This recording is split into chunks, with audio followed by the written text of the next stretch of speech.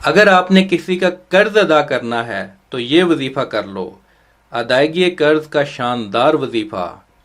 اگر سمندر کی جاگ جتنا بھی قرض ہوگا تو جان چھوٹ جائے گی۔ فرمان مصطفیٰ صلی اللہ علیہ وآلہ وسلم ہے، جب تم میں سے کوئی کچھ نفلی خیرات کرے تو تمہیں چاہیے کہ اسے اپنے ماں باپ کی طرف سے کرے کہ اس کا ثواب انہیں ملے گا، اور اس کے یعنی خیرات کرنے والے کے ثواب میں کوئی کمی نہیں آئے گی۔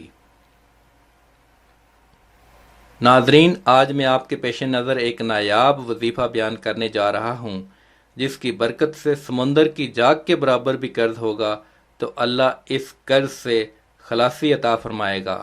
اللہ ارشاد فرماتا ہے کہ نہیں کوئی بدلنے والا ہماری باتوں کو، اور ہم خوب سنتے اور جانتے ہیں۔ ہم پر جب بھی کوئی مصیبت یا پریشانی آئے تو ہمیں اللہ سے رجوع کرنا چاہیے، کیونکہ وہی مصائب و مشکلات سے نجات دلانے والا ہے۔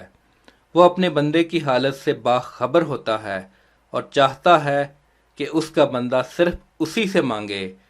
اللہ کے پاس لا تعداد خزانے ہیں۔ اگر وہ ساری دنیا کو بھی عطا کر دے تو اس کے خزانوں میں ذرا بھی کمی نہیں آئے گی۔ اگر آپ بھی قرض کے بوجھ تلے دبے ہوئے ہیں تو اللہ پاک کی ذات پر مکمل بھروسہ اور یقین رکھتے ہوئے اس وظیفے پر عمل کریں اور اس کا جادوئی معجزہ اپنی جاگتی آنکھوں سے دیکھیں۔ عمل اور ضروری ہدایات۔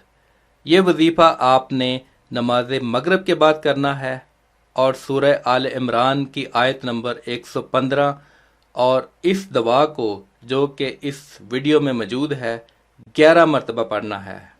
2 مرتبہ درود پاک پڑھنا ہے، آخر میں اللہ پاک سے دعا مانگنی ہے۔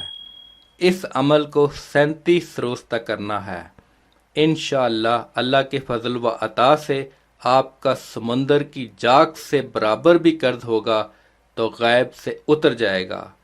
اللہ آپ کو دولت کے پہاڑ عطا کرے گا۔ اللہ آپ کو غنی اور مالدار کر دے گا۔ اس وظیفہ کی اجازت کے لیے آپ نے اللہ سے سچے دل سے معافی مانگنی ہے اور تمام گناہوں سے توبہ کرنی ہے، اور کمنٹ سیکشن میں یا اللہ میری توبہ لکھنا ہے۔ وظیفہ کرنے سے پہلے کچھ صدقہ و خیرات کر لیا کریں۔